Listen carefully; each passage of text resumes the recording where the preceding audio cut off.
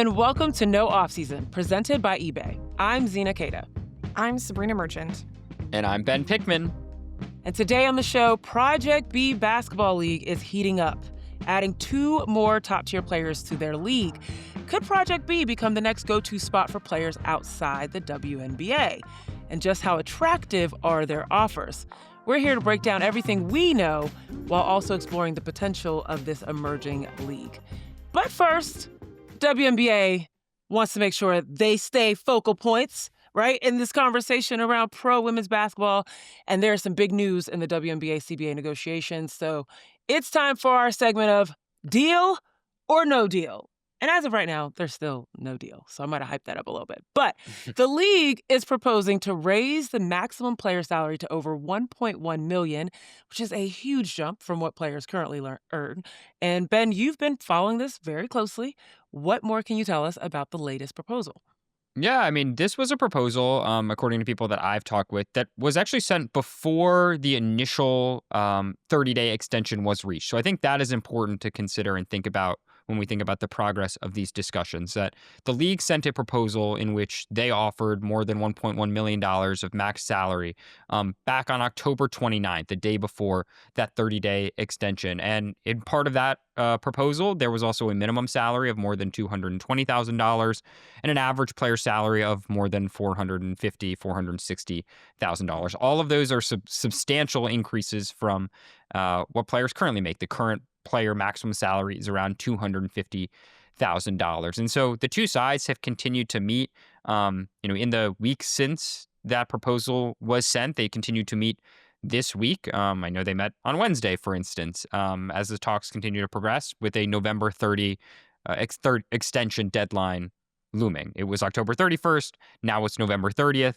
They're continuing to talk, and it's just been a busy period in the WNBA from a leadership standpoint because last week, at the end of last week, team GMs and coaches were in town in New York City for competition committee meetings. On Friday, league officials met with team presidents. And then Monday and Tuesday of this week, the league WNBA officials informed the league's board of governors who were in town for board of governor meetings about the details of the latest proposal and the state of the negotiations more broadly.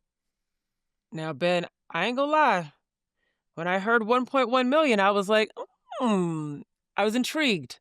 I was interested. This is huge in terms of a jump, but there's still something around the revenue share, right? Salary was one portion of it, but it was the revenue share. It's the factor of being able to grow that 1.1 million potential dollar value alongside the growth of the league, not being capped at that. So you said in your story that the Players Union has repeatedly proposed a salary framework tied to the WNBA business. Do we know anything about what that could look like and what they're looking for?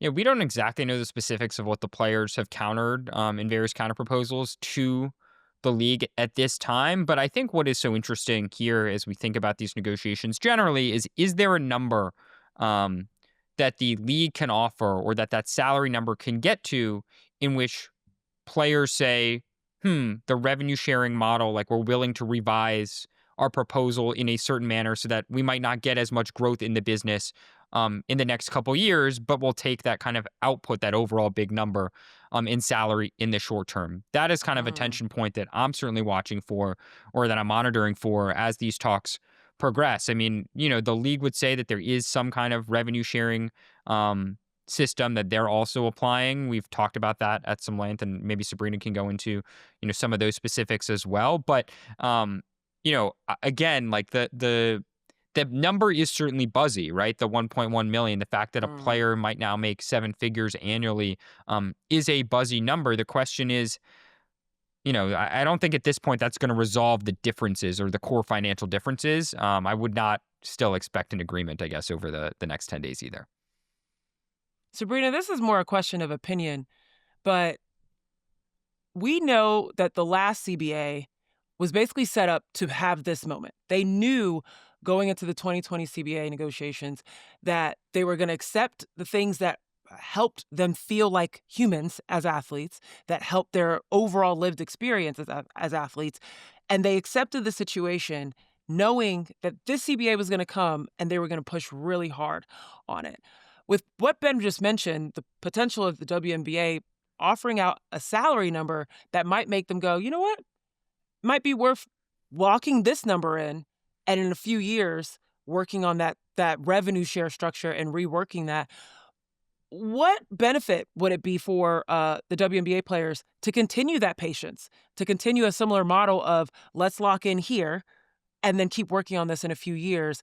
Or would they lose the momentum that they have right now with the WNBA growth that's happening? Well, I think there's definitely some consideration of this magnitude of a number, right? 7 figures for a maximum salary, because, Ben mentioned that this proposal was offered before the extension was accepted. As we understand the timeline, like the league offered the extension before this proposal came through. So they offered the extension, then this proposal came, Oh. and then the union was like, okay, maybe we can take the extension, Okay. right? So that timeline Right. suggests that there is some interest at the very least in this type of proposal, right? With the magnitude of salary Okay. increase that it's proposing. Why I don't think that this is quite enough to get the job done is because if the WNBA is still proposing a revenue sharing system similar to what exists in the current CBA, there's just so many other details that are of like supreme importance in whether, this is good enough, right? Because Mm. in the current CBA, the salary cap goes up by 3% annually, but the revenue sharing system only kicks in if revenue increases by 20% annually.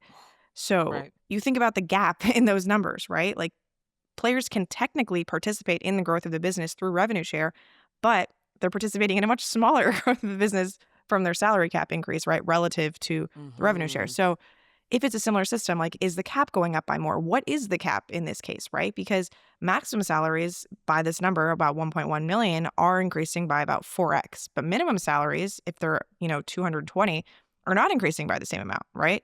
And if the salary cap is not increasing by the same amount, are we only benefiting the max players in the WNBA? And like, are the veterans and the Right. middle class players getting squeezed, right? So there's just so many details here that affect how the entire WNBA player pool is experiencing this new salary increase. And so it's really hard to say if the WNBA players should take it because, again, there's just so much we don't know about how Right. everyone will benefit in this overall increase of money. And length of the deal is also another thing that like we're not aware of at this point, but that is to your kind of questions, another Mm. interesting consideration here because in theory, the players could agree to an agreement that allows them to opt out, in 3 years, say, right? Again, this is total hypothetical speculation, but there's nothing that would stop them from signing a 7-year deal again with a 3-year opt out and Mhm. renegotiating and basically like continuing the talks that we're on. So to the question of like wanting to continue momentum, that is certainly a possible scenario where you take some more money up front, but basically if you're, if the deal that they were going to sign, if the players could theoretically opt out in 3 years, then you're basically renegotiating again for the next couple years, Yeah. while still also making more money in the short term, right? So that is definitely, something that I could see being in play too. I certainly couldn't see the league or the players rather locking themselves into a 7-year deal without any opt outs. And just with a more fixed salary number that might increase at, 3% like it currently does, for instance. Yeah. I can imagine the players being able to lock into something now, kind of literally looking at the NCAA rosters, the international rosters, and being like, when does our fam get here? When does Juju Watkins get here? When does, these generational type talents that are going to continuously provide these big boons for the WNBA and will help with that, the dollar amounts and the investment and the growth that is going to allow them to go to the negotiation table with a little bit more like, hey, we still have this issue of not growing alongside the league, and it's not slowing down anytime soon. Look at this new talent that has, brought in additional dollars, additional visibility, additional sponsorship, etc. But Sabrina, you bring up a great point about how all of this is going to play out. Eventually, the sisterhood that got them to this point in the negotiation, how will it be tested? There's one thing that is also interesting when you talk about players at the top, players that are more veteran, players that are considered very important to teams, excuse me. Break down this conversation and negotiations around the core system. right? Players are saying that they might want to tweak it or maybe even get rid of it. First, Sabreena, break down what coring is, what is the core system, and why players are pushing for a change. Right. So the core is a designation that can be applied to any free agent for a team. Essentially, the way it works is once you've extended a core qualifying offer to a player, they can only negotiate with you during free agency. And so they can't go out and talk to other teams unless you give them permission to do so, which if you've applied the core to them, like, why would you do that? And Right. uh, extending that core qualifying offer means that you are agreeing to give them at least a 1-year maximum salary. Now, you can negotiate another deal, right? Like you can say, we've tagged you with a core, but we can still do like a 2-year deal a little bit below the max or a 3-year deal below the max, or you can even negotiate a sign and trade at this point, right? But the point is that even if the player is a free agent, by tagging them with the core, now you control their rights during free agency, even though they're technically already a free agent. So it's basically another way for teams to retain control of players beyond, the 4-year rookie contract, beyond restricted free agency. And then this is like another provision to control their rights, further beyond their careers. And what that does is gives teams more investment into their players, right? Because you have control of them for about 6 years once you've drafted them, right? Because you've got 4 years of rookie contract, 1 year of restricted free agency at least, and then the core. But it does make it a lot harder for players to move to, destinations of their own choice because they can't go as free agents. They have to go and sign and trades, which, I mean, frankly, we've discovered that if you want to get traded under the core, it can pretty much happen, right? Like Alyssa Thomas, Kelsey Plum, Satu Sabali, everybody who really wanted to move, even though they recorded this offseason, managed to make that happen. But it does give teams just a little bit more control, I guess, over the players, which is why you can understand why players would not want to surrender that control to teams when they are trying to, control their own careers. And it's especially interesting at this moment in the WNBA calendar because with 2 expansion teams coming along, how the core is or not is not applied is very relevant, right? So last year, the Golden State Valkyries, they could draft, draft an unrestricted free agent if they so choose. They selected Monique Billings, and they had the option to assign the core designation to her. Now, they, I guess, renegotiated a deal with Mo Billings. They did not give her the core designation, but she was an unrestricted free agent. But going forward, for instance, say Toronto, say Portland, they could take these high-profile free agents, and as we've discussed, so many veteran players are free agents, and they could then assign the core designation to them and sign them basically to a 1-year max contract. That's something, say, that could happen with Arike Gumbawale, right? Should the Dallas Wings not protect her? Maybe Dallas chooses not to protect her. Maybe she becomes an available player. And then Toronto or Portland could say, yeah, we're going to take Arike at some point in the expansion draft, and we're just going to give her the core, and now we'll have Arike on a max deal for at least 1 season. If you get rid of the core designation, well then, maybe it becomes a little bit less appealing for Toronto or Portland to potentially draft a player like Arike because you don't know then if you're going to be able to sign her or, you're going to at least be having to bid against other teams in the league to try and sign her, right? So that's where in the team building context coming up, it's really, really interesting because if it's not in this current agreement or if it's applied in a different way, then maybe that impacts how some of these new expansion teams progress with their team building going forward.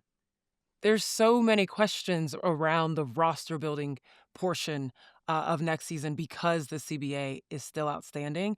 And another aspect of it, when you talk about roster building, when you talk about players that have the opportunity to play in the States or overseas, there's this prioritization rule, a rule that's been around in the WNBA for a while, and it's suddenly back in the spotlight as salaries are set to rise.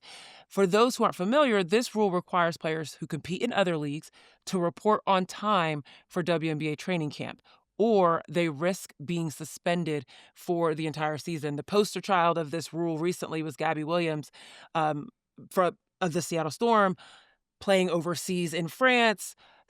She's called it out publicly, this prioritization rule.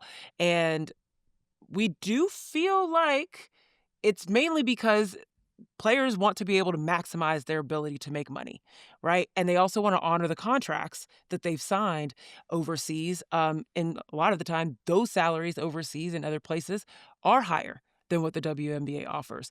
So, Ben, 1.1 might have me thinking about overseas a little bit differently, Just the buzzy number again. How could these higher salaries potentially um, make, will the league stick to this rule if they're giving out higher dollars, or is there still room for change on this?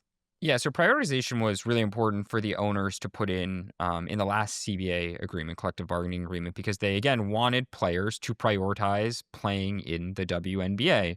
Yeah. Players were frustrated or have voiced their frustrations, players like Gabby Williams, but plenty of others basically saying, well, we'll prioritize you if you pay us like we should be prioritized, right? And so that is kind of the tension that is at hand. Now, it doesn't seem like the league is going to make players play exclusively in the WNBA.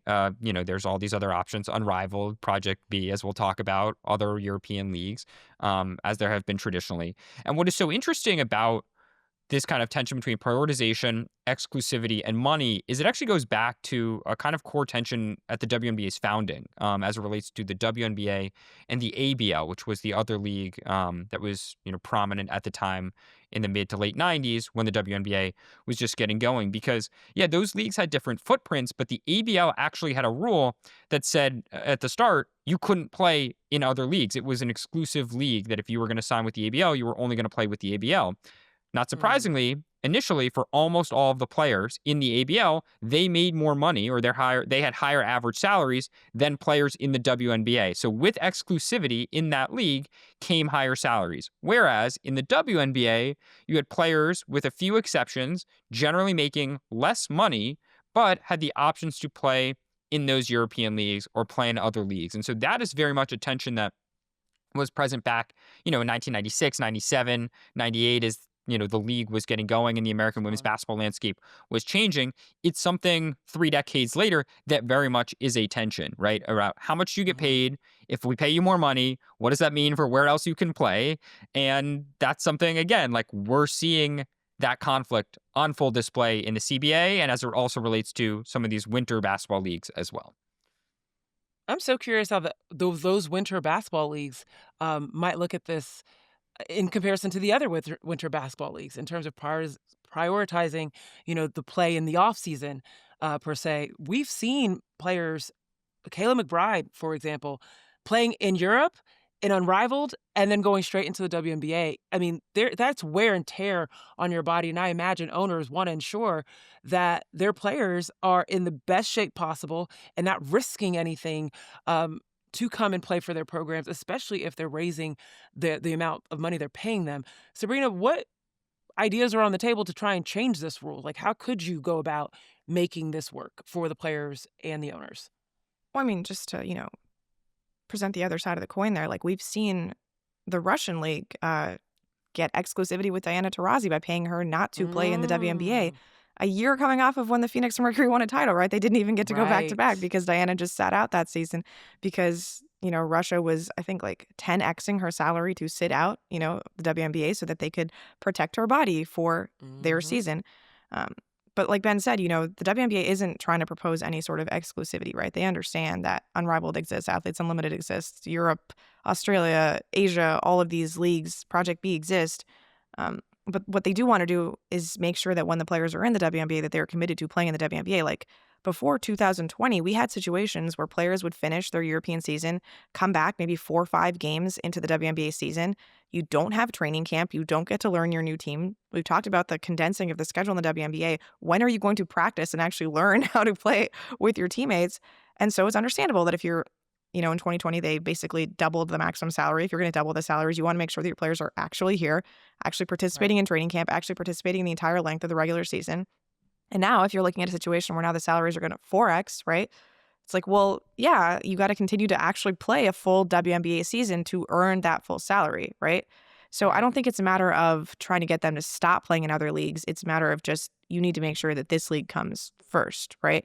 And what's interesting is that as this has changed, in the WNBA and players have become diligent about reporting on time or, even switching to Unrivaled, like European leagues have lost out on a lot of the biggest stars who generally tended to come over there, right? Like Nafisa Collier's not going over, Brianna Stewart's not going over, right? They created Unrivaled so they wouldn't have to do that. And that funny enough, like incentivizes Europeans to want to come to the WNBA because when else are they going to play against the best competition in the world if not during WNBA seasons? And those leagues have actually mostly moved their calendar so that they don't conflict with the WNBA. Like, I think the French league still runs a little bit long, but most of the leagues are of the point where like you can play through the finals and still come back to the W and fulfill all terms of your contract. So this was actually an interesting example of the WNBA exerting some leverage internationally that I didn't realize it had, but it has forced other basketball calendars to align with the WNBA schedule. And like we're even seeing that with the FIBA World Cup, right? Like in 2030, they've moved it so that it won't conflict with the WNBA season. So as the WNBA becomes more attractive to players and provides a better player experience and actually invests, in the experience of its players, you can see it like actually have some strength, to do things like, hey, we don't want you playing in other leagues at this time. We don't want you participating in international competitions at this time. And you can do that when you put the money behind where your mouth is. Yeah. I would imagine with the NBA being the investor in the WNBA and being that big brother league, but I hate the way that infantilizes the WNBA. But either way, the NBA being involved with the WNBA and knowing the NBA's connections with FIBA, business connections, et cetera, I would imagine that probably had some impact on being able to push some of that leverage. You'd think, and yet NBA has not been able to control the FIBA calendar in the same way that That's the WNBA exactly has. what I was going to say. Exactly. So I'm just trying to figure out, I'm like, is Kathy making secret trips to Europe that, we don't know about? But either way, it's a good thing for the WNBA to be able to have kind of like the diamond for them from a business perspective, right? The diamond league in which people want to support their timeline and feed in talent into that league. But this globalization of the game is going to make this more interesting. And that's why we got to talk about Project B. They're back in the news this week with 2 huge signings. So we're going to dive into all the details just in a bit.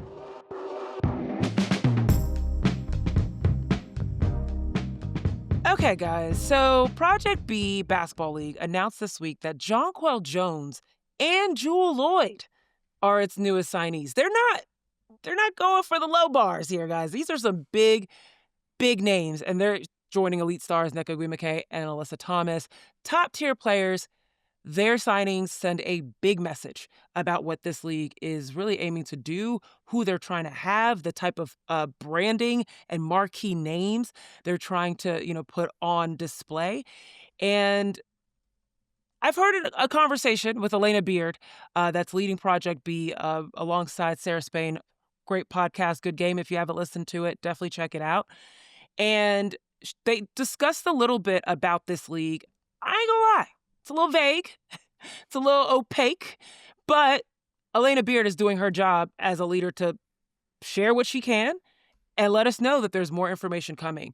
So based on what we know now, Sabreena, I'll let you start here. What is being offered to the players who sign with Project B, and why are some of the biggest names in women's basketball choosing to join? Right. So just to set the stage about what Project B is, because I think not a lot of people even know the setup of this league. Sure, yeah. It's going to be 6 teams of 11 players each.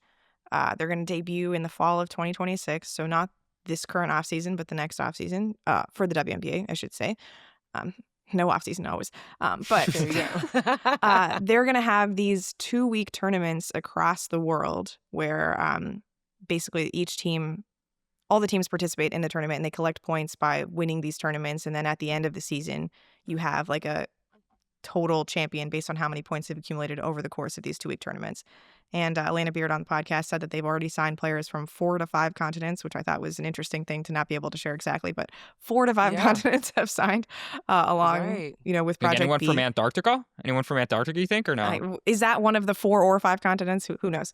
But yeah, the idea is that they said that their average salaries exceed any other women's professional basketball league in the world. We've heard numbers of up to $2 million for individual players for, one season of participation. And they get equity within the league, which is something that we saw, pioneered by Unrivaled, where the initial class of players got equity in that startup. And we're seeing a similar thing offered by Project B.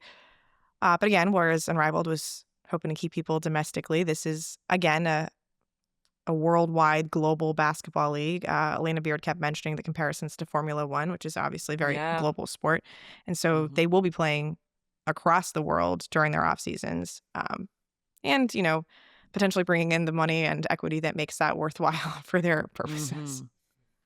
What I'm fascinated by is what I love that Elena Beard mentioned that in each of these cities that they're going to, be a part or have their tournaments in, they're doing long-term investing, that this is not going to be a one-stop shop type of experience. That city is going to have a connection to Project B throughout the year until the season or until the competition returns to their city. I am very curious as to how that is going to be executed in terms of year-round potential activation or engagement with the city. But it was all about the player, right? Sarah Spain asked a really great question about how do you get someone to root for these teams when there's not necessarily a hometown that they're coming from. You're talking about players from 4 to 5 continents, so there's not necessarily an allegiance from a patriotism in a certain way for rooting for certain players, especially if the teams are as mixed as we believe they're going to be. And Elena Beard made this mention of it's incredibly individualistic. It's really about the player, the name on the back of the jersey. She referenced the Luka Doncic trade in the NBA and how the sales dropped for his jersey and the engagement dropped for the Dallas Mavericks when he left, or did he leave? No, he was traded to the Los Angeles Lakers. And talking about this generation of, Gen Z being really about highlights and streaming and about the individual. And it makes me think of when you look at the WNBA, there is a bit of mix of hometown lovers, right? They love their hometown team. But if you're a new WNBA fan, a lot of folks jumped on the Caitlin Clark bandwagon. A lot of folks are on the Angel Reese bandwagon or the Asia Wilson bandwagon. Ben, with everything that we've learned with Project B and knowing that it is individual focused, is this an opportunity that could draw in stars um, like Asia Wilson, like Caitlin Clark, that could have an opportunity to make this money and play with knowing that their brand could be the thing pushing this league forward? Well, I mean, it's going to draw in stars if they pay them enough. I mean, I think that's the thing that is drawing people in here, right? It's not about, yeah, I guess you can argue that it is increasing people's global brands, but you certainly have seen in the NIL era, and I think we can talk about NIL and how that impacts Unrivaled versus this project. I guess no pun intended, if that's even a pun. But like, they're totally different. If they pay them enough money, I think we're going to see some people go. And certainly think about the commonalities between the first group of 4 players that have been announced. They're all over 30 players who did not come up in the NIL era, right? These are not players that benefited from their name, image, and likeness in college. They're not players that benefited from, significant salary increases during their WNBA tenures. These are all veteran players, big name players in the W, but we haven't yet seen a young player publicly commit to this league. And among some of the players that have committed, we'll highlight Jonquel Jones and Alyssa Thomas as 2 of them. Those are players who, again, no judgments here, have gone to Russia, China, Turkey, some of the highest profile clubs and highest paying clubs in each of those respective countries throughout their careers. They're players who have prioritized getting paid. That's their prerogative. Those are decisions that they have made. And that seems to be another decision that they have made in electing to play with this league going forward. So that's number one. Number two, we don't know really how this league is being funded. We're not exactly sure also what the business model is, right? So when you compare what Project B's business model is to other leagues in America, think about from that individualistic perspective, media rights, right? The WNBA has what's going to be a 11-year, $2.2 billion media rights deal going into effect next year. Media rights are the foundation of the league's business. You can say it's individualistic and people tune in to watch their favorite player, but the key is that they tune in. What we don't know is, okay, like what is Project B's business model? And how does media rights play into it? Are they going to broadcast games here in America? Is it going to be an international contract with someone like DAZN? Again, totally a hypothetical, but Sure. as like a leading TV or media rights provider internationally. Like, yeah, it's important for them to say they're going to be highlights focused and clips focused, because I sure wonder how many people are going to get up at 4 o'clock in the morning and watch, unnamed teams with players that they might not all know, that seems like a problem to me if I'm trying to create a business that is marketed to American fans. And so I think it is reasonable to then say we're going to focus on individual highlights and clips, but I also don't know what other choice they then have to make. Yeah. Yeah, you mentioned Alyssa Thomas and Jonquil Jones having played in China and Russia throughout their careers. Nneka Ogwumike also has played in China and Russia throughout her career.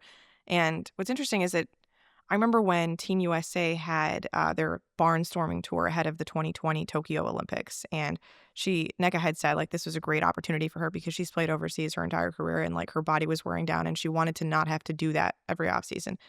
And I find it so fascinating that as the WNBA season becomes longer and more onerous and players have complained about the schedule and the cadence and the wear on their bodies, they're still pursuing more full off-season opportunities, that will continue the wear and tear on their bodies at advanced ages, right? Like, I'm not going to call, like, Nneka geriatric or anything, but, like, she is in the latter stages of her WNBA career.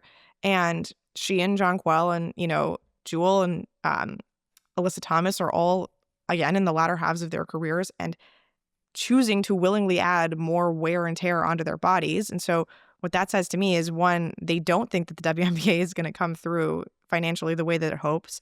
Two, for AT and Jewel, who have both played Unrivaled, that wasn't the offseason experience that they were hoping for. Maybe it's a 3x3 versus 5-on-5 situation, or Unrivaled was more physically taxing than they hoped it would be. But I do think it's interesting that, like, as these players are in situations where you would imagine that they want to scale back and, spend more time focusing on their WNBA careers, they're adding more and more basketball to their plates. Like, they're adding global international travel and, like, playing in places across the world. Like, this cannot be easy for them to handle physically.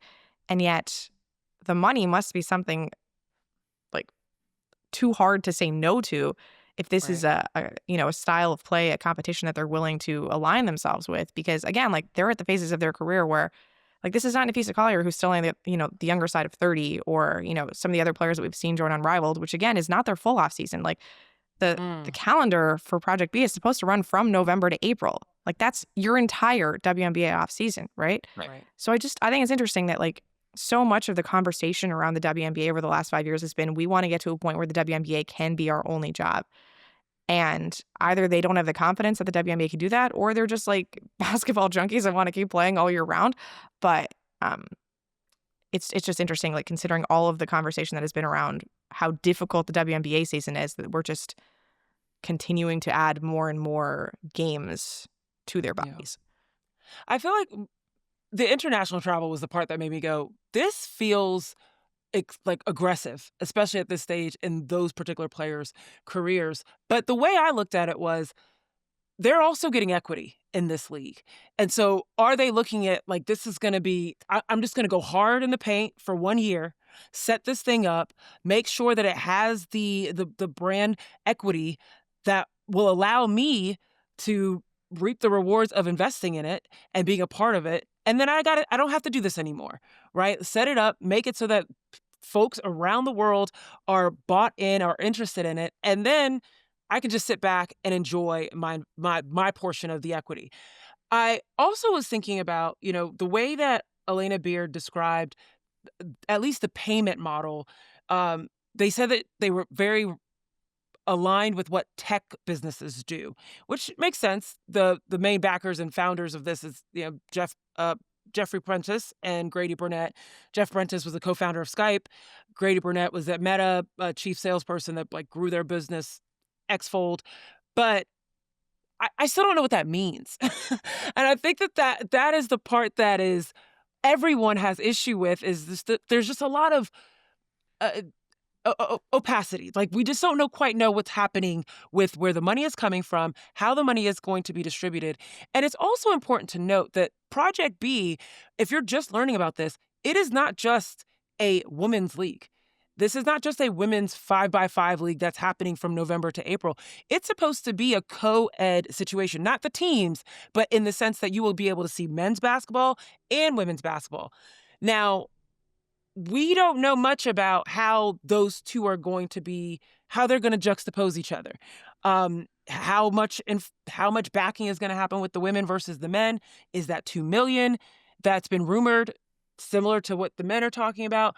But I don't feel great when we're talking about this is individualistic based, because we know the men value themselves at a much higher rate than the women that potentially could be in this league. Yeah, I mean, I think there's a few really interesting things there, and I'll throw a bunch of stuff out off of that, and feel free to Sure. hit whatever you want. Let's do it. Number one, I think we should say, you mentioned some of the investors, that one of the league's future partners, Sela, is owned by Saudi Arabia's sovereign wealth fund. There's definitely, when you think about opacity, some questions about how exactly is this league getting the funds to pay players significant amounts of money. I think, in conversations with some people, it raises a possible comparison again to Live Golf, where you have a number of really high profile players: John Rahm, Bryson DeChambeau, Dustin Johnson, some of the best players over the last, 10 or 15 years on the PGA Tour, Phil Mickelson. And then, further down that league's roster, a lot of golfers that the lay fan may not have heard of. So, think about a 66 player league in what Project B says it is going to be. It's definitely got some big namers, but if you mention signing players from 4 or 5 different continents, when you think about Unrivaled saying that they have, around 30 players signed to multi-year deals, the question is, where is Project B going to sign 66 players from that, like who's going to make up those rosters? That's topic, I guess, question A. To your point, Zena, about the dynamic between the men's league and the women's league, what else is so interesting here is, look where they've started to announce players and have these rollouts on the women's side, because theoretically, as you seemingly are alluding, it's probably easier to get high profile women's players to commit because they haven't been paid as much historically, right? And so if you just throw them during the NBA season. Right. You throw them a lot of money, right.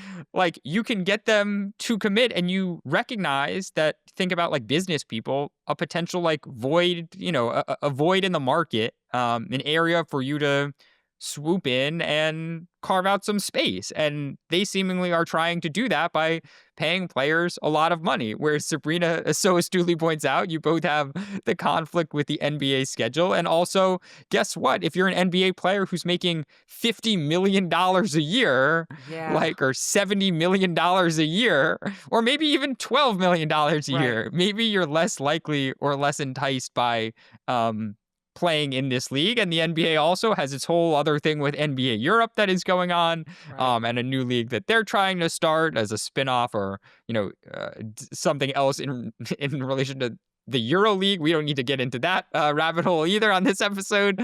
But are they basically choosing to focus on the women's side right now too, because it's easier to, or like it's more advantageous to, or they can make more of an imprint right off the bat? From a business standpoint, not necessarily because they believe in women's sports versus men's sports, I would say. Right. It really does feel there's some positives here. Let's throw out some positives, okay? One, for me, I personally am excited about the prospect of getting to see international players that I don't know enough about, alongside these American players. Like, we have to tune in on various websites to be able to see European basketball right now, or these other leagues that are happening. And it's a lot easier than it's been in the past, but if you're not following for the entire season, like you might, the names might fall through the cracks. If you've got this like high powered, high energy, like dazzle around 2 weeks of the best players from around the world, like there's something enticing about that. So I do think that is cool, that there is going to be this globalization of the names that we might miss outside of the American market. The idea that basketball, like barnstorming on a very high level, right? I think barnstorming always has this like negative connotation from like when it first started, where it's like these people that should not be taken very seriously, or it's just an easy, affordable way to go watch basketball, that if you can't afford to go watch the Premier Leagues, this is an opportunity. Whether it was barnstorming in baseball or basketball, whatever sport you call, this feels like it's going to be legitimate. It's going to have the right investment and resources around it to make it that F1 feel. Maybe not quite as much money, but still. on that level, that seems cool. That seems awesome. Another product of basketball, I don't know how I feel about that. I feel like there's a lot going on right now, but I'm just still trying to figure out, if this is exactly what we need right now. But there's still so many questions. Sabreena, on the pod, Elena Beard continuously promised Sarah Spain that more information would come. More information will come. We'll break down the way they're paid. We'll break down more about the investment. We'll break down more about how you're going to be able to watch games. Like maybe all this stuff was promised. Create a website that like a functional website, maybe. Right. Oh, thank you. Right. Yeah. Like we're finding this stuff out piecemeal through social media and news articles, or newsers. I believe it. I believe it's coming. I just don't know is this vagueness going to impact the draw of fans and maybe even other big stars to potentially join this league? I mean, in your I opinion, think what Ben said about their distribution is so important, right? Like how people are able to consume this league is going to be a huge factor in what sort of fan base you're able to develop, right? Like if you're only able to watch games at 4:00 in the morning, depending on if they're playing in Singapore or, Eastern Europe or somewhere like that, that's going to change the way you're able to market, right? And personally, like, I don't love the idea of rooting for the name on the back of the jersey versus the front. It's like antithetical to every sports movie I've ever watched, I know. growing up. And again, maybe this is not meant for a millennial. Maybe this is meant for Gen Z and Gen Alpha and like younger generations of fans, But Sabreena, you would have younger players. Like that's the thing. Like why? Well, Elena did allude to younger players. But like you said, you don't need the NIL players because they already have money. Right. Yeah. But there's the conflict. There's another conflict. Go back to what you're saying. Yeah. I mean, I don't mean to like poo-poo it, but like I don't see the value in like 2-week tournaments, and then like points get added up. It's not the way like I've ever wanted to watch basketball. And I know every league that like tries to come up with a radical new concept of how we're going to, score things like Athletes Unlimited, goes by the players. And I got to tell you, it's hard for me to watch every week when the teams are changing and like I don't know who's who and like which teams have which players. Also, like the streaming is just harder, I think WNBA League Pass started carrying Athletes Unlimited, which is nice, but like Ben said, like if DAZN picks up Project B, right? Like that's an expensive streaming service, right? Like that's a lot of money I'm going to have to put into wanting to watch this league. And like if I want to watch the best players in the world compete internationally, like EuroLeague is on YouTube. It is not that hard for me to consume, know? Right. So I just wonder, like, is there actually a void in the marketplace that they are trying to fill? Like I think about Unrivaled. And it fulfilled a specific need of players staying home. They tried to make it a developmental opportunity for players, right? Like there were all these things that it hit that WNBA players weren't able to otherwise accomplish during their off seasons. I look at Project B and I'm like, aren't we just describing like higher salaried European offerings? Like isn't this something that already exists for players? Like what role are we trying to fill here other than, I don't know, just giving another potential league that can compete with the WNBA during CBA negotiations? Like the timing of this is all just very interesting to me. And I'm not even convinced, like, Zena, you mentioned the player experience component. Like Unrivaled, we think about it from a medical standpoint. Their director of, I think her title was recovery and performance, was Susan Borchert. She is the top trainer. I mean, I guess maybe that's not her official title, but she's a long-time but she works for Team trainer at Team USA, right? Yeah. She's someone who's worked with Taurasi and Stewart and the biggest names in women's basketball. They had multiple trainers on their staff last year, their medical staff, who were WNBA team athletic trainers, head athletic trainers from multiple teams. This year, I mean, they've talked about, again, we don't know the names of all the training staff, but I think it's safe to assume that some of those people will be back. And when they're looking at building out training staffs, each of those teams, as we previously have said, at Unrivaled, will have one dedicated athletic trainer. I have to imagine those are people who either have worked in the WNBA, are working in the WNBA, or have worked at high-level women's college basketball programs. And we know that they've poured a lot of resources into training. And some of those Yeah. people are then contacting or in regular contact with the American agents, WNBA teams, etc. Like, I guess if they have, well, hypothetically, an unlimited budget to pour into medical resources, yeah, they can, provide a very high quality player experience at Project B. But like, are they gonna poach the ex WNBA team's, trainer and have them travel the world? Like, I don't really know. That's another big difference. On top of Go even the before travel. you're So Yeah, even before you go into personnel, I'm thinking infrastructure. right. Like, what are the gyms available? What are the medical resources from an infrastructure perspective that are available in these cities that we still don't know, right? Which cities it is? Okay, yeah. Probably on 4 to 5 Confirming. continents.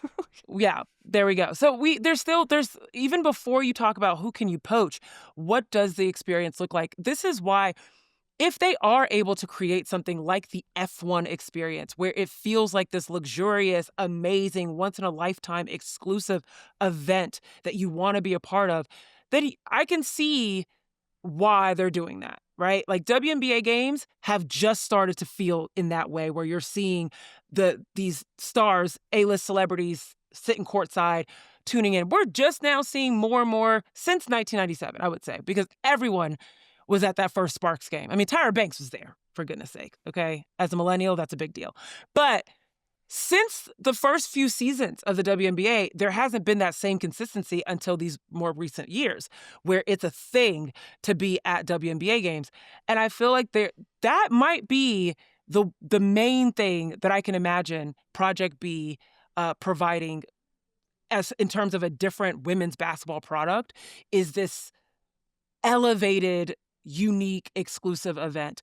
Now, if they haven't already reached out to Netflix or whomever to create a series alongside this, that is the only other way that I can feel a connection to these teams and these players without folks. I have never watched a second of an F1 race live. Never. But the F1 series on Netflix, eating it up. It's fascinating, right? It's fascinating to see these players, the behind the scenes, how they go, what goes into their training, what goes into the cars. Like all of that is what actually gets you tied into the sport. And I feel like that's an opportunity. That is absolutely an opportunity for Project B. We'll see what happens, because as we've just laid out, there's a lot we don't know. And apparently it's coming, and we will keep you guys up to date, of course, as we learn more. But yeah, would love to hear what you guys think about Project B. And I love the question that Sabreena raises. What is the void that they might be filling, from your opinion? All right, guys, let's close this out.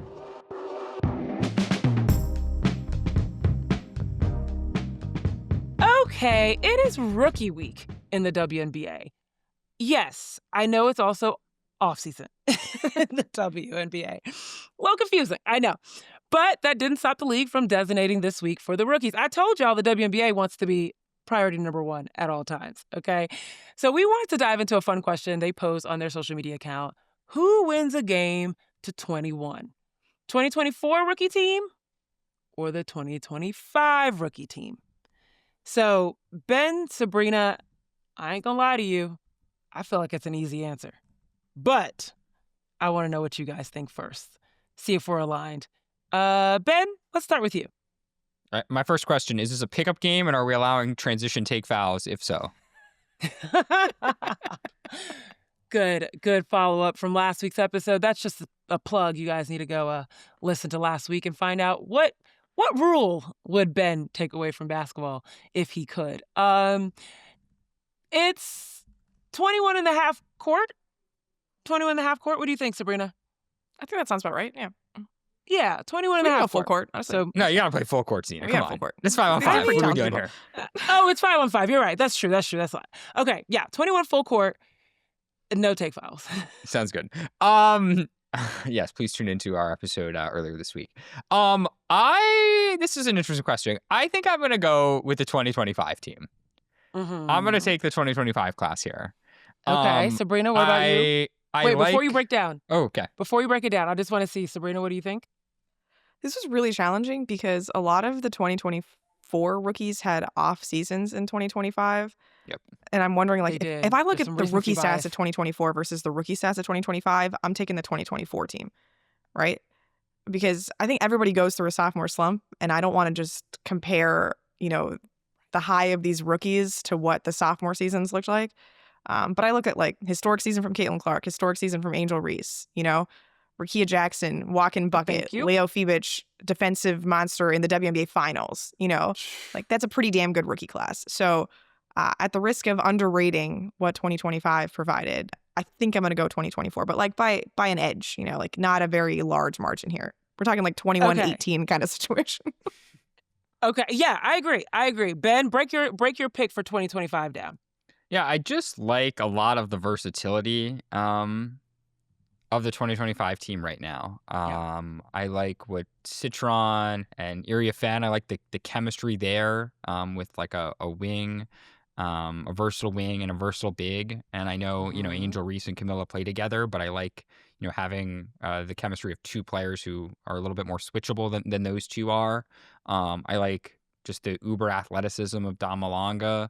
I think Phoebish, like, if I'm the 2024 team, I'm having Phoebish guard Paige Beckers, like, just have her length chase Paige around. And, I do think that's a disruptive matchup, especially because, again, Phoebish, older rookie than a lot of the other names that are playing in this game, right? Yeah, I mean, I think it's close. It's hard for me, as Sabreena said, to get some of the 2024 rookie classes second seasons out of my head. Sure. Like, I looked at a bunch of numbers and I looked at a bunch of their respective seasons, and last season, like, if you're saying which rookie class of these 2 classes was more impactful in the W last year, it's not even close. That it was these 5, Paige, Sony, Janelle, Kiki, and Damalongo. Like, and maybe it's a little recency bias, but I guess I'm going to lean that way, recency bias on the table. I appreciate both breakdowns. This was not an easy challenge here to be able to delineate. Overall, though, if I'm looking at both teams and their rookie performances, I don't know if the 2024 team's defense is enough for what we saw 2025 do, particularly when I'm thinking about Caitlin Clark on the perimeter and Camilla inside. But it would be a close game. Absolutely. It would be a close game. Okay, before we go, here's what you need to set your screens to this weekend. First up, USC versus Notre Dame. Both of these teams needing to redeem themselves after some top 25 losses last week. They're matching up on Friday, November 21st, ESPN, 6 p.m. Eastern Time. Ben, what's the next game on the docket? I will be at that next game. That is Michigan against UConn, a top 10 game, Friday night. I believe it's 8 p.m. Eastern at the Mohegan Sun Casino in Uncasville, Connecticut on Fox Sports. And Sabreena, last but not least, it's a battle out in Kentucky. Yep. I love that little Bluegrass State battle. Kentucky at Louisville. They play each other every year. On the CW, the home of all of your ACC basketball this season. If you're looking for it, that's Saturday at 2 p.m. Eastern. But yeah, I just love a little intrastate rivalry that they all play each other every season, even though they're not in the same conference. I love Kentucky-Louisville. I went to, when I got recruited by Kentucky, I went to a Kentucky-Louisville football game, and they won.